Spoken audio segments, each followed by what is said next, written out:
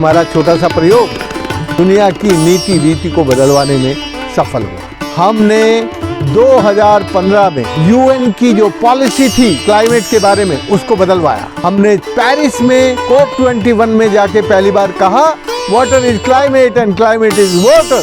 Finally हमारी बात को प्रिंसिपली उस वक्त स्वीकार किया गया। फिर 2015 के बाद क्लाइमेट की पॉलिसी में बड़ा चेंज आया। ये है दूसरी प्रयोगशाला।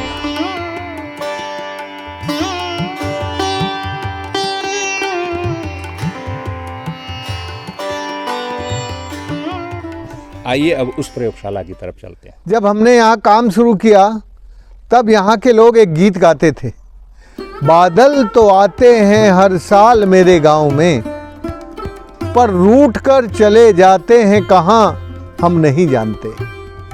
जिस दिन से बादलों ने रूठना शुरू किया, मेरा बेटा और मेरे बेटे की बहू रूठ कर दिल्ली चले गए। अब ना मेरे कुएं में पानी है, ना खेत में हरियाली है।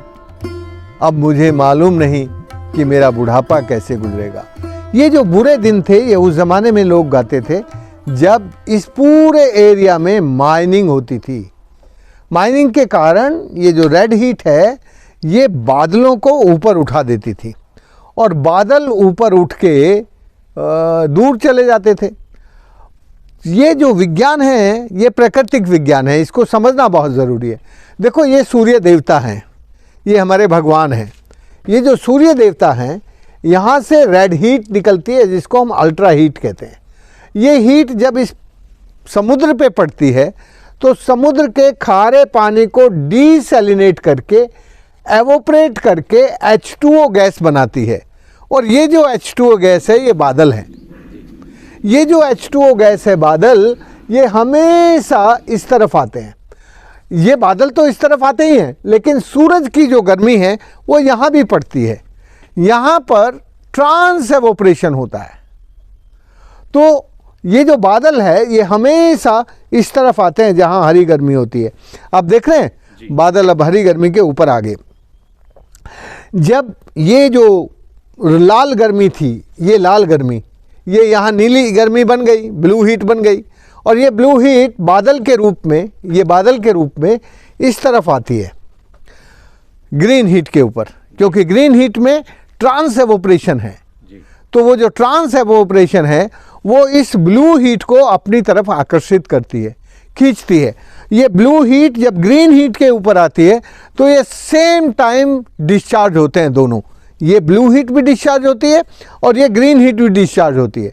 ये जो डिस्चार्ज है इस डिस्चार्ज को हम रेन कहते हैं। आइए ये देखिए रेन, ये दोनों डिस्चार्ज हो रहे हैं, ये दोनों सेम टाइम डिस्चार्ज हो रहे हैं। पर ये डिस्चार्ज होते हैं जब जब एक दूसरे के ऊपर आते हैं। ये जो ब्लू हीट है ग्रीन हीट के ऊपर आती है, तब ये जो एवोपरेशन है, मतलब जो जंगल का ट्रांस एवोपरेशन है उसके अंदर O2 का लेवल ज़्यादा होता है और इसके अंदर H का लेवल ज़्यादा होता है। ये H2 होता है और ये O2 होता है। तो ये दोनों एक दूसरे से मिलना चाहते हैं और मिलके ये दोनों डिस्चार्ज होते हैं सेम टाइम। इसको हम रेन कहते हैं। जैसे ये रेन आती है तो ये जो माइनिंग एरिया है इसके अंदर जो आर्टिफिशियल हीट है वो बहुत बढ़ जाती है। ये जो आर्टिफिशियल हीट है इसके कारण फिर बादल रूठ के चले जाते हैं, फिर बादल बरसते नहीं हैं, क्योंकि जो हीट वेव्स हैं वो बादलों को ऊपर उठा देती हैं। हवा के दबाव में बादल आगे निकल जाते हैं।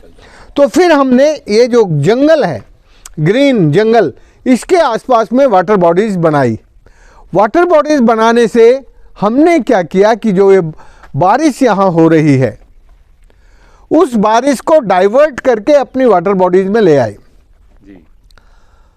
जब ये वाटर बॉडीज़ में ये पानी आया तो हमारी कुल 10% वाटर बॉडीज़ भरी थी पहली बार में, क्योंकि बादल ही नहीं बरसते नहीं थे यहाँ। बादल तो यहाँ बरसते थे, हमारा इलाका तो पूरा रन शेडो रीजन था।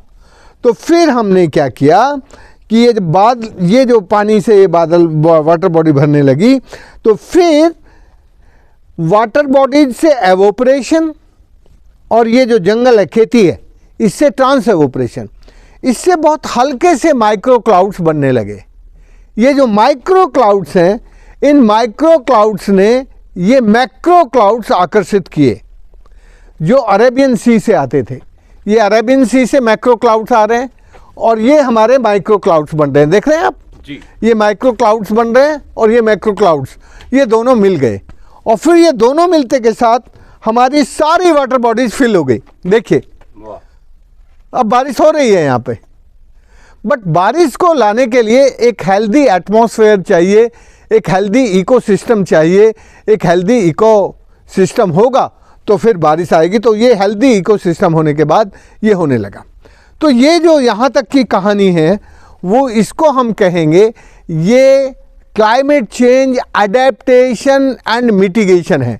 हमने मिटिगेशन के लिए कोई मशीनें लगा के काम नहीं किया, हमने केवल इतना किया क्लाइमेट अडेप्टेशन में कि जो एवोपरेशन था और जो ट्रांस एवोपरेशन था उन दोनों को मिलने का मौका दिया और दोनों को बढ़ावा दिया, दोनों की समृद्धि हुई और उसमें से जो हमारी यहाँ की जो इकोलॉजी पूरी हेल्दी हो गई, पूरा इकोसिस्टम हेल्दी हो गया।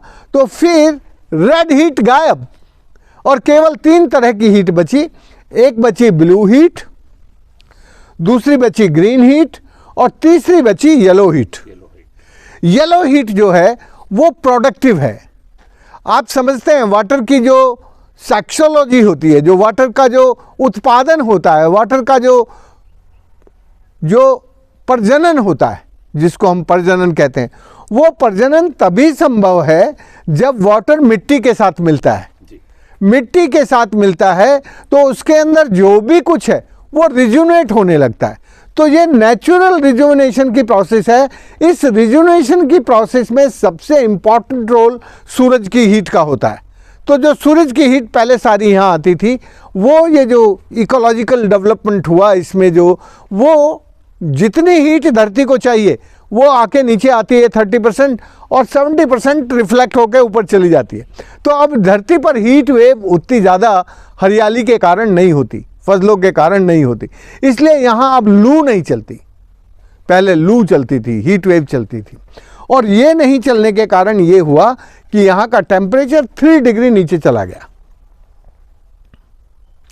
और यहाँ इस ज़मीन, ये जो ज़मीन है ये पूरी ज़मीन अब उत्पादक हो गई, रिजुनेट हो गई, प्रजनन करने लगी।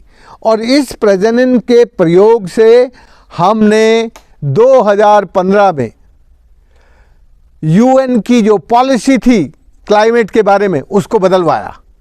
हमने पेरिस में COP21 में जाके पहली बार कहा water is climate and climate is water. और ये बात हमारे दुनिया के लोगों ने मिलकर एकजाई होकर, पूरी की दुनिया के लोगों ने संगठित होकर पेरिस में जब जोरों से कही तो पेरिस को COP21 को 2 दिन एक्स्ट्रा बढ़ाना पड़ा और फाइनली हमारी बात को प्रिंसिपली उस वक़्त स्वीकार किया गया, water is climate and climate is water. फिर 2015 के बाद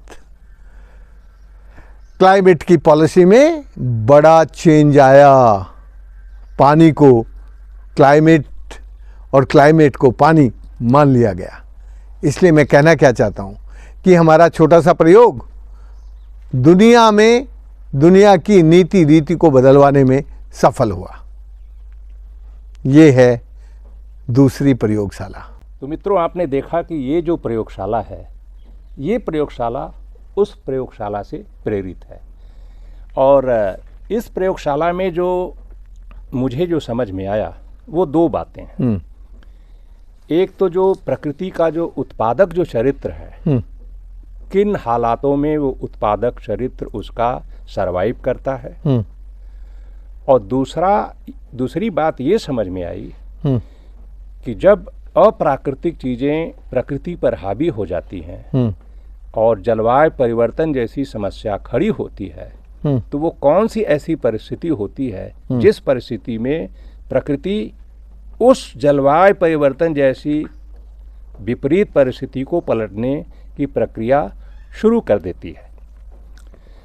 तो उसके लिए गर्मी और पानी, प्रकृति के उत्पादक चरित्र के लिए कितना पानी और कितनी गर्मी चाहिए, यानी कितनी नमी और कितनी गर्मी चाहिए, और जब उसके ऊपर कोई आपदा आती है उसको किस तरह से अपने आप को प्रोटेक्ट करना है, रिवाइव करना है। क्या मैं ये ठीक कह रहा हूँ?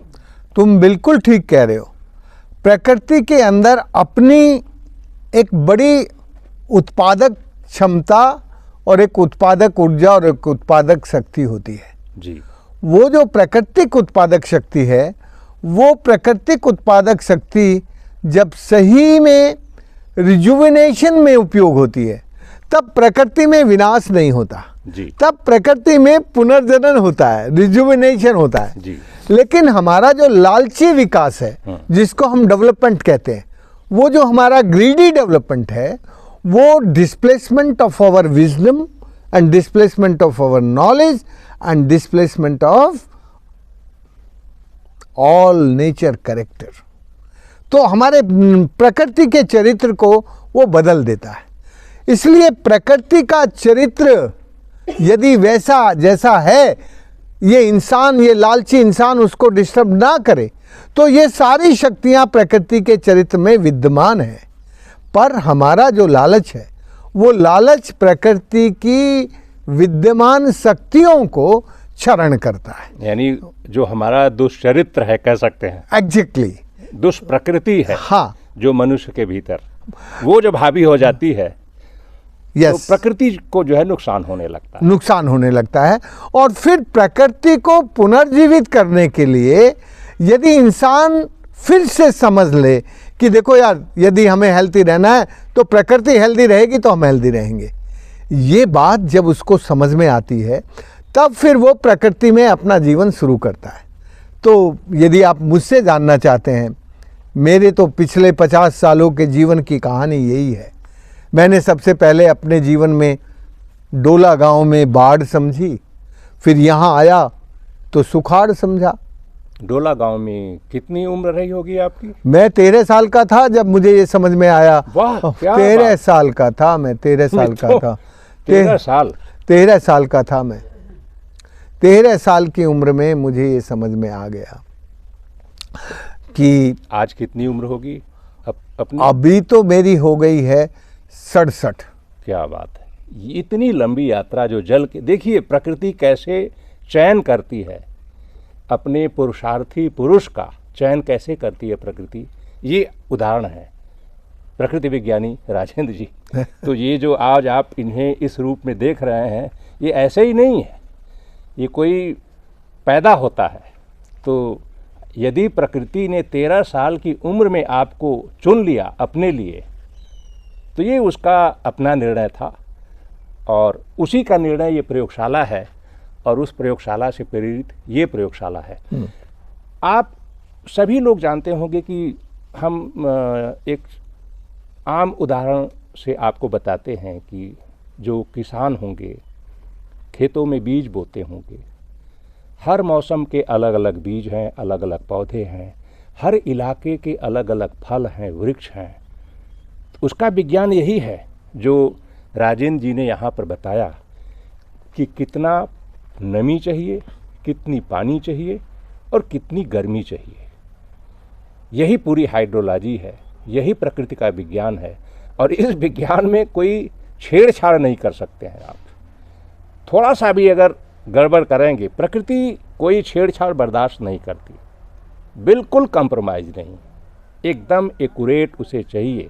थोड़ी सी गर्मी ज़्यादा हो गई तो बीज नहीं अंकुरित हो पाता है, थोड़ी सी नमी अगर कम हो गई तो आप जो खेतों में बीज बोते हैं वो अंकुरित नहीं हो पाता है। यही जल विज्ञान है, यही प्रकृति विज्ञान है। शायद मैं, तुमने ठीक कहा कि देखो, प्रकृति को जो प्यार चाहिए वो प्यार है नमी जी।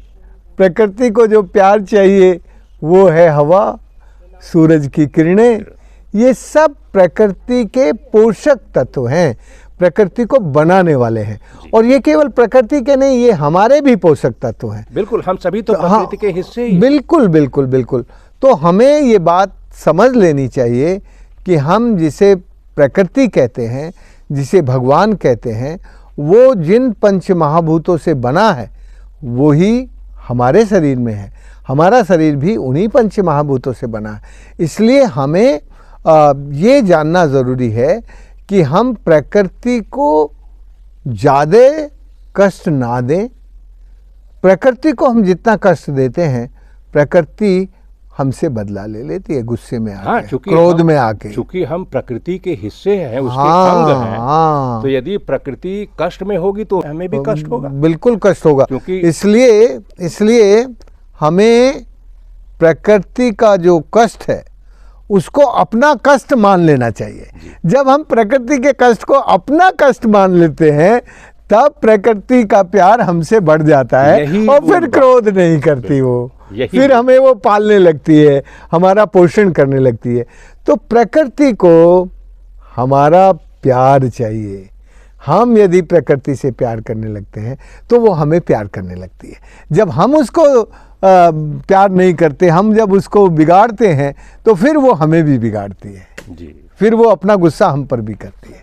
तो प्रकृति को ज़्यादा बहुत कॉम्प्लिकेशन नहीं चाहिए, प्राकृतिक जीवन में जटिलताएं नहीं चाहिए, प्राकृतिक जीवन में सादगी चाहिए, सरलता चाहिए, सहजता चाहिए और एक तरह का स्नेह चाहिए। जब हमारे अंदर प्राकृतिक स्नेह आता है तो प्रकृति फिर हमें अपना मान के बना लेती है, पोषित करती है। बिल्कुल बिल्कुल, बहुत बहुत धन्यवाद। तो मित्रों, आपने देखा, ये है प्रकृति की प्रयोगशाला।